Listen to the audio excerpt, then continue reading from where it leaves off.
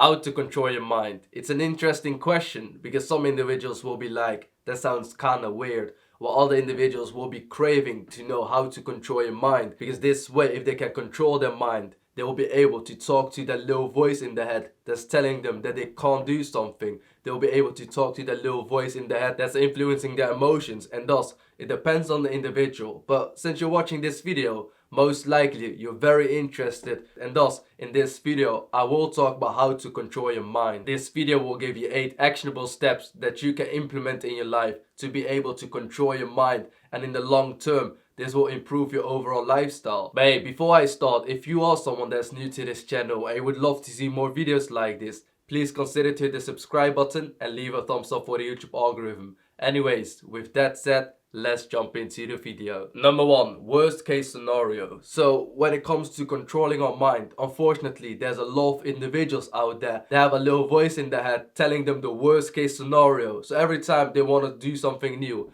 every time they're thinking about certain things that they can do, their little voice pops up in their mind and tells them about the worst case scenario. What if you fail? What if other people will make fun of you? What if something bad will happen? And to be quite honest, just simply think about those scenarios. And the little voice is putting doubt in your mind by controlling your mind and playing with your emotions. But hey, let's just look at it from a rational perspective for 1 second. What if the worst case scenario will happen? Just simply think about it, because the probability of that happening is very small, and thus it shouldn't be that big of a deal. Additionally, the worst case scenario for most instances isn't even that bad, because if you look at a lot of things from a rational perspective and you look at the long-term effects, how it will affect you, how it will shape you, and how it will contribute to your overall growth, you realize that if you want to succeed in life, if you want to get more things out of life, you have to go through failure, and thus facing the worst case scenario allows you to control your mind, because this way you'll be able to understand what the worst case scenario is, the effects of it, whether it's something long term, and at the same time looking at it from a rational perspective, you'll also understand that the probability of that happening is very slim. Number 2, from fixed mindset to growth mindset. A very interesting study has been done in regards to this topic. So if you are someone that thinks that your old habits are fixed, you'll be less likely to be able to change them compared to someone that feels like that you can change them. And the only difference between these two ways of thinking is the belief system. In the fixed mindset, you don't believe that it's possible, while in the growth mindset, you do believe that it's possible. And the reason that I'm mentioning this is that the thought of controlling your own mind can be very hard for some individuals. But if you are a believer, if you genuinely believe that it comes easy to you, if you believe that it's possible, it'll be a lot easier to control your mind rather than someone that feels like that you've got a fixed mindset. Number 3, be optimistic. So it's very important to be optimistic if you are someone that wants to be able to control your mind,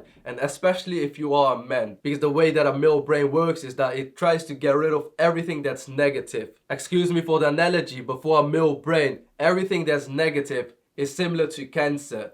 Whenever you find it, you instantly want to get rid of it. However, when it comes to a female brain, it actually lives from having negative and positive feelings. Or when it comes to us men, we don't like anything negative. Neutral is fine and positive is also fine. And thus studies have shown that individuals that are overly optimistic are able to control their behavior better due to more self-control. And thus being optimistic is very important. You need to tell yourself that you will succeed. You need to tell yourself that you can do it. And this way you'll be able to control your mind and get the success that you want. And a pro tip is to remind yourself of the successes that you've had.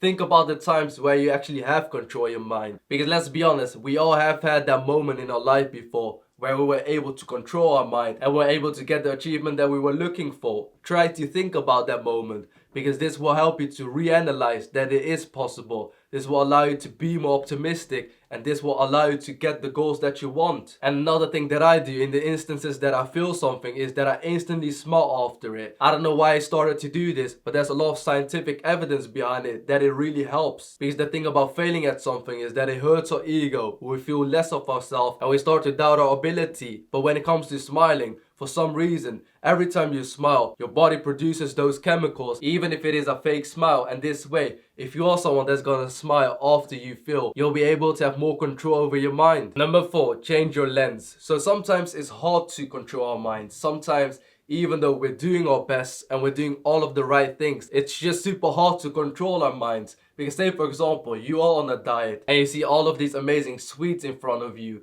in that instance, it can be quite tempting and it can be quite hard to be able to control your mind. And the way you can do this is by changing your lens. So instead of looking at those candies as something that's very nice and will have an amazing sensation in your mouth, look at those sweets in a way that they are chemicals and they're gonna harm your body. Look at those sweets as evil, something that's gonna ruin your summer body, something that will make you feel rubbish after taking them, because deep down you know how bad it is. And if you simply change your lens and look at it from this perspective, it will be easier to control your mind. Number 5, stop overgeneralization. So the thing about overgeneralization is that sometimes if a certain scenario has happened to us, we end up creating some sort of bias. And a good example for this is that, say for example, you enter a new area, an area you've never been to before, and it's probably one of the safest areas out there. By the time that you entered that area, you were the unfortunate one that ended up having bad luck. Perhaps you got robbed, you lost something, and now you've created some sort of bias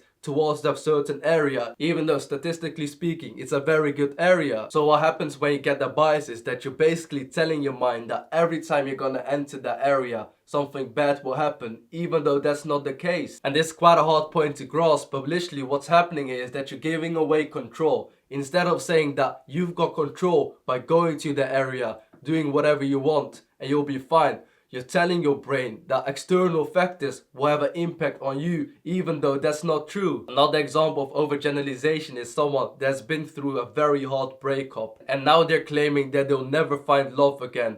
Now they're claiming that they'll never be able to be in a healthy relationship, and the rationale for that is incorrect. Just because you've been through one bad breakup or you've simply been hurt doesn't mean that your future relationships will be the same, because what you're doing now is that you're losing control. Instead of being able to have an impact on future projections, you're already assuming that the future relationships will be bad. Because the truth is that you are able to get better through hard work and persistence, but that's only if you are someone that's willing to take control. And if you are someone that's outsourcing your control by creating some sort of bias, this will be very hard, and thus stop overgeneralization. Number 6, avoid personalization. So this is a similar point just like the previous one, but it's on the other side of the spectrum. Because with the previous example, we were talking about that you're outsourcing your control. Well, when it comes to this point, you're taking some variables that are out of control personally and feel like that it's your fault. And sometimes our mind takes control of personal responsibilities that are out of our control. This makes it very hard to control our mind, because you simply can't have control over those variables since they're out of your control. Because say for example that you and your mate were meant to go out somewhere, but you decided to cancel the plans, and they still ended up going out and something unfortunate happened.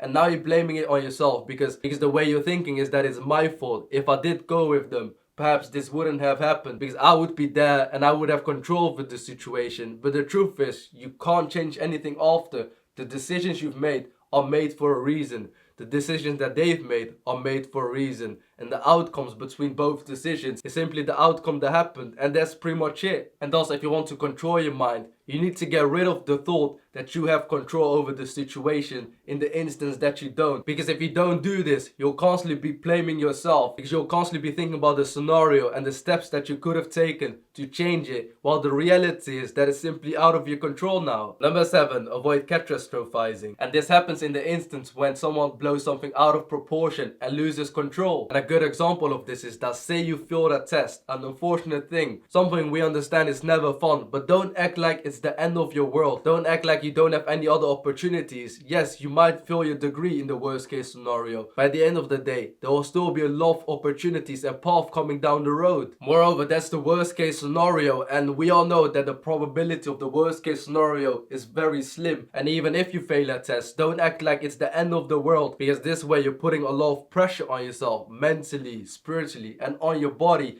And this doesn't help you in your situation. Try to get rid of all of the panic, all of the emotions. And I know it can be very hard to get rid of all of the emotions. And I've already made a couple of videos that will help you with that. And you can find those videos on my channel. But the thing that I want to talk about now is that after you get rid of those emotions, you need to look at your situation from a rational perspective. You failed your test, but is it really the end of the world? Can't you have a reset? Can't you redo it next year? And even if you can't, what are the next steps? Or what are the best next steps that you can take to still achieve your goals or still have a respectable outcome? These are some questions that you can ask yourself in a situation like this. And this will allow you to be able to have more control over your mind, because now you've gotten rid of all of the emotions, gotten rid of blowing things out of proportion, and thus you'll be able to look at yourself from a rational perspective and have more control over your mind. And number 8, stop jumping to conclusions. And this is something that you see all of the times, because we as humans gossip a lot, and thus if we hear one thing from a particular individual, we assume a lot of things and we instantly make our judgment even though we don't have all of the evidence. And what happens is that you're constantly changing your conclusion by jumping from one conclusion to the other conclusion, constantly changing your perspective and judgment on a particular individual, constantly having a huge impact on your emotion and your relationship with other individuals.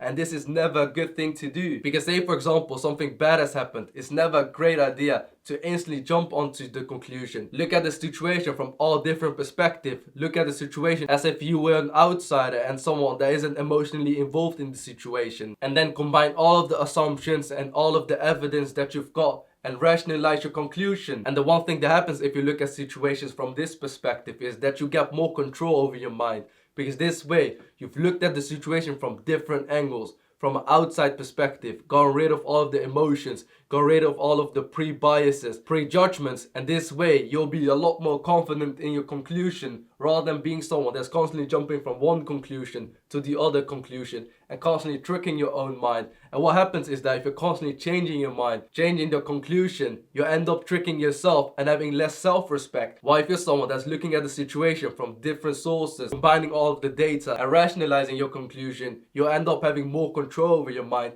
and respecting yourself more. And if this isn't a life-changing video, I don't know what video is, because the way I've made this video is by the same structure that I've literally told you. I've gathered a lot of different data sources, I've rationalized all of the points and tried to understand it from your perspective, the viewers, how I can help you in the best way possible. And thus, if you have any sort of questions, please leave them in the comment section down below and I'm more than happy to reply. And if you're someone that's new to this channel, please consider to the subscribe button and leave a thumbs up for the YouTube algorithm. Anyways, thank you so much for watching. I genuinely appreciate your time and I hope to see you on my next video. Bye bye.